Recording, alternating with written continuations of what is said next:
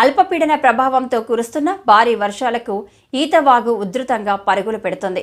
కొత్తపల్లి, లింగాపురం, గొంపల్లి, మొగలపల్లి గ్రామాలకు రాకపోకలు నిలిచిపోయాయి.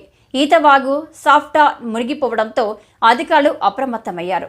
ప్రజలు వెళ్లకుండా ప్రధాన రహదారిపై అడ్డంగా గ్రామ పంచాయతీ నీళ్ల ట్యాంకర్ నిలిపారు. చెర్ల నుండి ముంపు గ్రామాలకు వచ్చే వాహనాలను బందోబస్తు ఏర్పాటు చేసి వెనుకకు పంపిస్తున్నారు. గ్రామ ప్రజలు గమనించి అధికారులకు సహకరించగలరని కోరుతున్నారు.